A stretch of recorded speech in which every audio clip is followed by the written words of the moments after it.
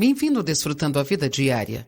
Você pode não estar desfrutando da sua vida no momento porque você experimentou uma perda ou algo que recentemente te feriu e entristeceu você. Mas eu quero te encorajar. A tristeza pode ser parte de um processo, pode ser algo que você está passando agora, mas isso não será para sempre. Talvez a sua perda seja recente, você precise de um pouco de tempo, mas talvez você esteja se entristecendo por uma perda há muito, muito tempo. E este deve ser o dia de você decidir, sabe de uma coisa? Isso não vai derrotar-me.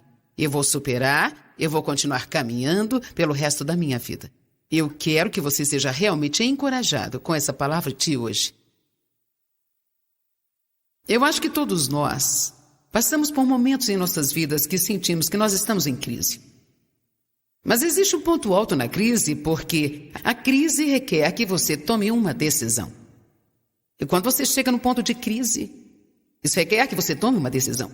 Se você estará por cima ou por baixo, se você prosseguirá ou voltará atrás, ou se sairá melhor ou mais amargurado ainda. Eu acho que mesmo que seja algo simples, como quando você sobe numa balança e descobre que está pesando mais do que já pesou na sua vida inteira, pode ser um ponto de crise para algumas pessoas, onde elas precisarão tomar uma decisão. Chega, eu vou fazer algo quanto a isso.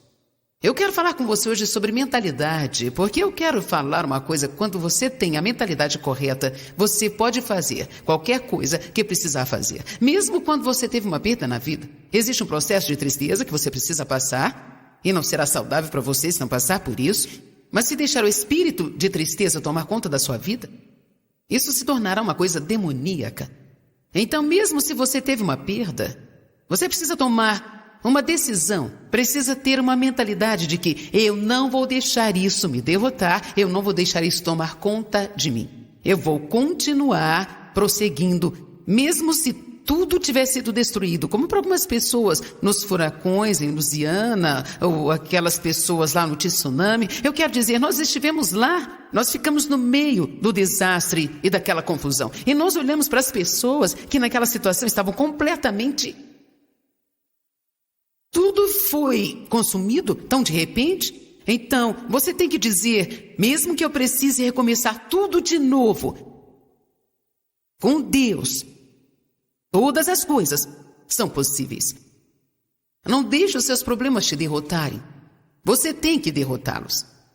Talvez você teve uma crise financeira ou continua recebendo ligações de credores e continua bagunçando sua vida bancária, está debaixo de pressão o tempo inteiro. Não deixe que esse ponto da crise seja algo para enterrar você numa depressão e no desencorajamento. Não vai adiantar nada para você se esconder ou assistir muita TV para não precisar pensar no assunto, ou dormir excessivamente para não ter que pensar nisso. Mesmo os discípulos em Lucas 22 diz que Jesus, quando queria que eles orassem com ele, os encontrou dormindo por causa da tristeza, sabe?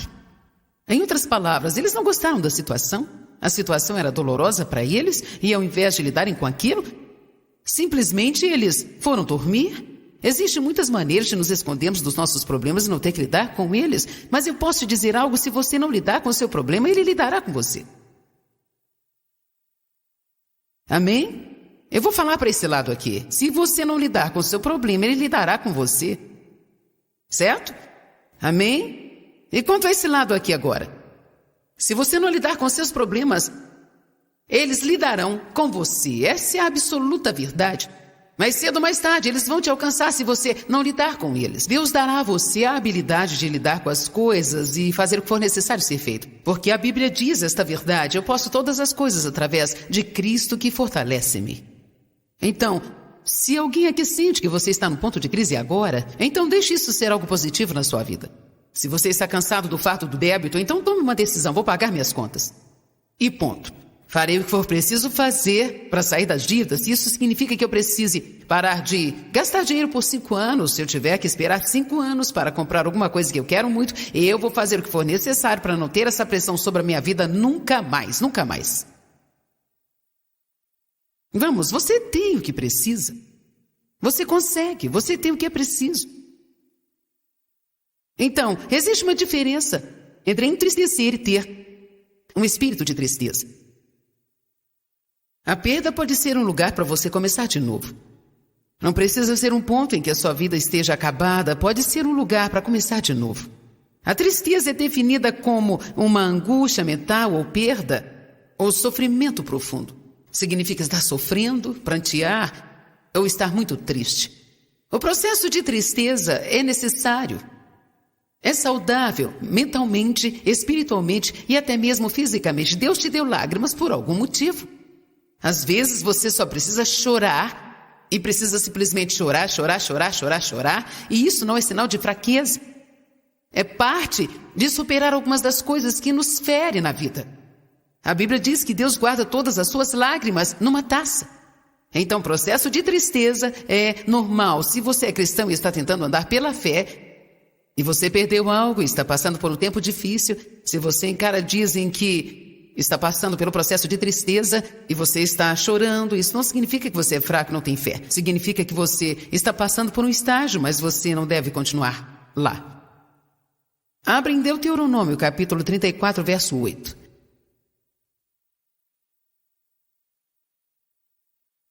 O processo de tristeza é algo que pode ser saudável, mas ele tem um final.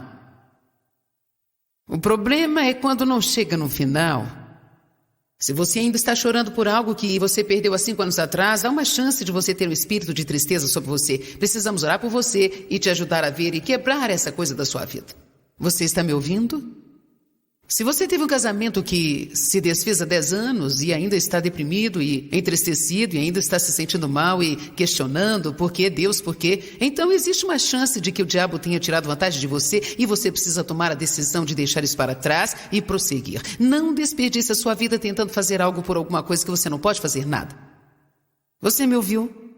Não desperdice a sua vida tentando fazer alguma coisa sobre algo que você não pode fazer nada. Às vezes, nós choramos até por causa de entes queridos que estejam tomando decisões erradas. E sabe, você não pode tomar as decisões no lugar da outra pessoa. Você pode orar por eles, pode tentar conversar quando houver uma porta aberta, mas a questão é que cada pessoa neste mundo tem o direito dado por Deus de tomar as suas próprias decisões. E se alguém quer arruinar a sua própria vida, acredite ou não, Deus respeitará a decisão de fazê-lo, porque eles receberam uma escolha própria. Não existe um motivo para você arruinar a sua vida, porque uma outra pessoa que você ama quer arruinar a vida dela. Amém? Eu sinto que tem algumas pessoas aqui hoje que realmente precisam ouvir isso. Você precisa tomar a decisão de entregá-los a Deus. Acredite, Deus pode fazer muito mais com eles do que você. Você não precisa desperdiçar a sua vida chorando com alguma coisa que você não pode fazer nada a respeito. Jesus, ele comprou o seu direito de desfrutar da sua vida. Você me ouviu? Com o seu sangue, ele comprou o seu direito de ter e desfrutar da vida. João 10:10 diz assim. Eu acho que algumas vezes, quando alguém que amamos tem problemas, nós automaticamente pensamos, bem, não podemos desfrutar da nossa vida, eles estão com problemas. E sabe, existe um tempo para chorar com as pessoas, mas sabe, tem pessoas que na verdade não querem superar seus problemas. E não importa o quanto você tente fazer por elas, elas estão determinadas a não superar isso e mesmo que consigam superar, elas arrumam um outro problema qualquer. Porque isso se tornou uma doença para elas e então você precisa estar ciente de que não poderá tomar decisões por estas pessoas. Falando sobre essa coisa de tristeza, muitas vezes quando nós passamos por esse processo de formas diferentes. Uma delas é quando um ente querido nosso morre, ou quando o marido abandona a mulher com quem está casado por muito tempo, por causa de outra. Eu conheço uma mulher que ficou casada por 39 anos. Um dia ela chegou do trabalho e lhe havia deixado um bilhete. Depois de 39 anos, ele foi embora. Eu acho que até a forma que ele fez isso foi arrasadora para ela. Mas ela não podia fazer nada a respeito. E se a casa de alguém se queimar, ou as pessoas forem vítimas de um furacão, ou perderem tudo, ou vítimas de uma enchente, ou de um tsunami, você vai ao médico, acha que está tudo bem, pega os exames e descobre que está no 4º estágio de câncer. Deixa eu te falar, essas coisas estão acontecendo com as pessoas. E só porque somos pessoas de fé não significa que nós podemos negar a realidade. Tem coisas que acontecem, e as pessoas precisam lidar com essas coisas que acontecem. Mas a boa notícia é que não precisamos ficar parados nestas coisas. Podemos passar pelas coisas e podemos sair do outro lado como vitoriosos. Eu sempre gosto de pensar em Sadraque, Mesaque e Abednego. Gente, podemos aprender tanto com eles. Talvez você não conheça a história, então vou falar um pouquinho para que você possa entender. Eles foram 3 homens que o livro de Daniel relata. Uma ordem havia sido decretada para que todos se prostrassem perante o rei. Eles não poderiam se prostrar diante de mais nada, somente adorar o rei. Eles disseram: nós não vamos fazer isso. Ele disse: ou vocês se prostram ou serão lançados na fornalha ardente e serão queimados vivos. Eles disseram: faça o que bem lhe aprouver, nós não nos prostraremos a você. Sabemos que se o nosso Deus quiser nos livrar, Ele o fará. Eles não estavam dizendo se Deus era capaz ou se não era, mas que se essa fosse a melhor coisa a ser feita, Ele os livraria, mas se não, nós não nos prostraremos a você. Para ser honesta, se você vai lidar com o diabo e quer ter o mesmo tipo de vantagem, tem que ser radical na decisão. Faço o que melhor aprouver a você, mas eu estou servindo a Deus. E você não vai me vencer. Você pode vir contra mim por um caminho, mas você fugirá de mim por 7 caminhos, porque aquele que é maior vive em mim. Não deixe o diabo te ameaçar. A Bíblia diz que nós não podemos ficar intimidados pelo inimigo e não podemos em nenhum momento deixá-lo nos paralisar. Eu gosto da atitude desses homens, Sadraque, Mesaque e Abidnego. Eles disseram: faça o que melhor lhe aprouver. Se Deus não quiser que nós passemos pela fornalha, Ele cuidará disso, mas de qualquer forma, entrando ou não, nós não nos prostraremos a você. Então certamente eles foram jogados na fornalha ardente. Uma coisa interessante para mim é que a Bíblia diz que quando foram colocados lá, eles estavam amarrados, eles estavam com as mãos amarradas. Isto representa um tipo de prisão. E eles entraram lá e a Bíblia diz que o rei esquentou aquela fornalha 7 vezes mais ainda. Sabe, é tão frustrante quando você sente que tomou a decisão heróica e o problema se agrava. É frustrante quando você sente que fez a coisa certa, tomou a decisão certa e agora o seu problema está pior do que estava antes. Mas sabe, às vezes você só precisa se calar. Deixar as coisas tomar o curso natural delas e você ser levado por isso e no final tudo correrá bem. Então, de repente o rei olha para a fornalha ardente, ele não vê 3 homens, ele vê um 4º homem lá. Ele colocou 3 homens e agora tem 4. Quando ele colocou esses 3 homens, eles estavam com as mãos amarradas. Agora, alguma coisa aconteceu e esse 4º homem aparece e eles estão soltos. Eu amo isso. Posso lhe dizer algo? Alguns problemas que você tem são mais valiosos do que você imagina.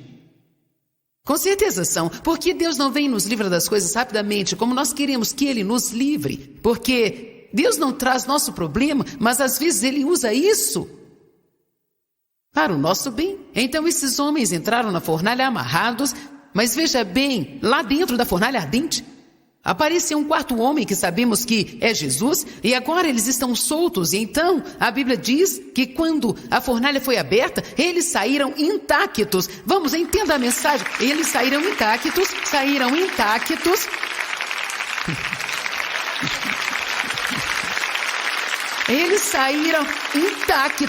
Eu amo essa parte. Eles nem sequer cheiravam a fumaça.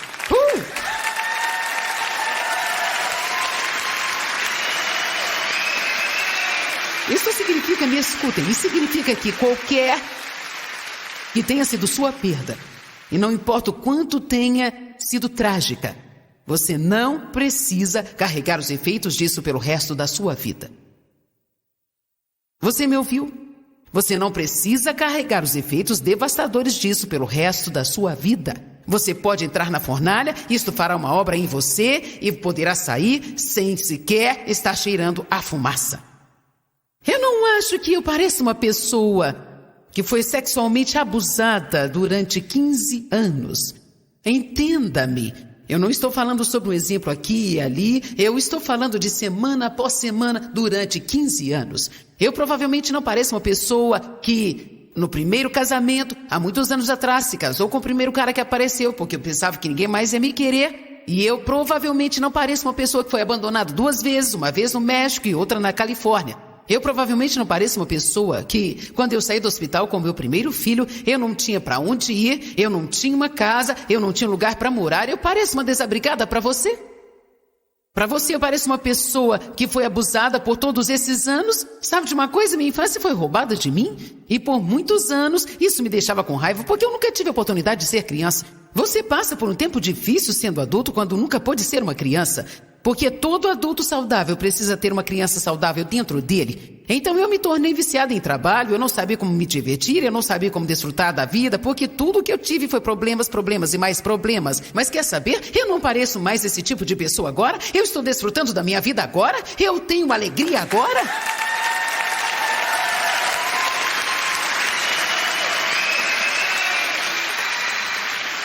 Mas eu quero compartilhar algo com você.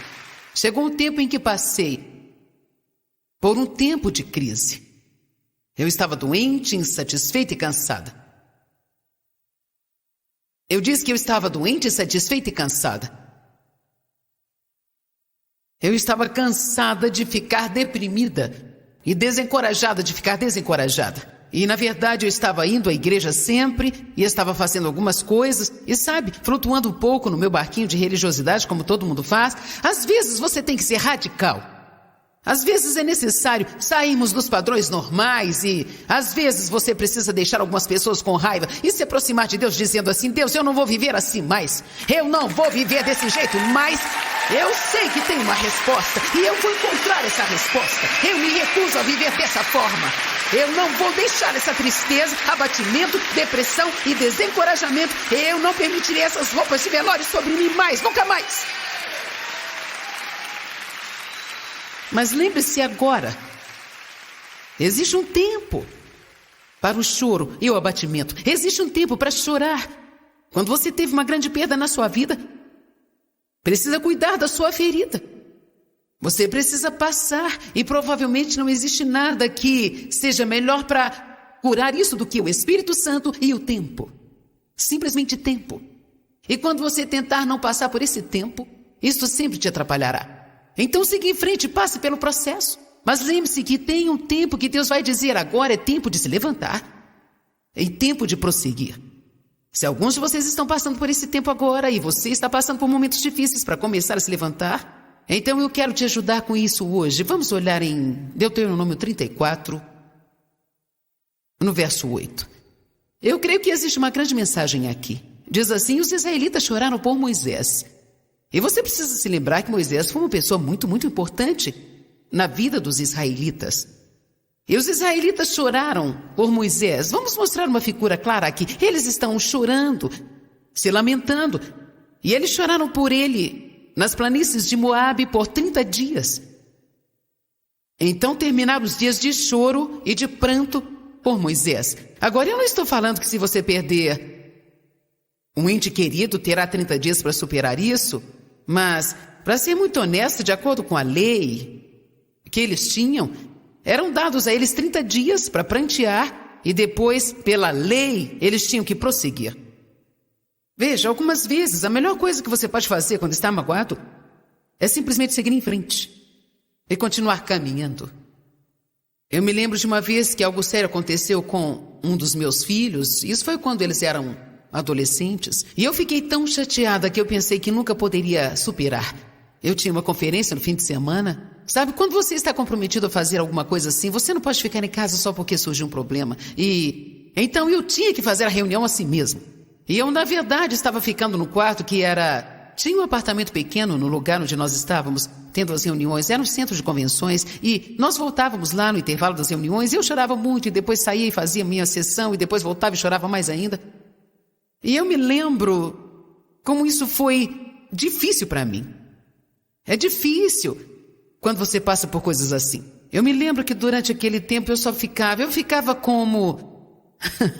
Eu não sabia o que eu podia fazer. Eu estava tão machucada. A dor estava dilacerando a minha alma. E quando a conferência acabou, eu voltei lá para minha casa e me levantei e eu pensei, o que eu vou fazer? E a única coisa que eu sabia é que eu precisava prosseguir. Então eu vesti a minha roupa e encaminhei-me para o escritório e era como se eu estivesse caminhando no sonho, como se nada fosse real e eu estivesse atordoada, mas no fundo eu sabia que eu não podia ignorar tudo, como se não fosse nada e ficar sentada lá no meio dessa coisa e deixar isso me consumir, sabe?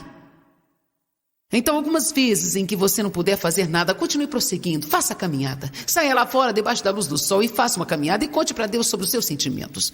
Mas não se torne como o homem aleijado que sentou-se perto do poço por 38 anos, lidando com a mesma coisa muitas e muitas e muitas e muitas vezes. Quando Jesus viu, ele disse, você tem certeza que deseja ser curado?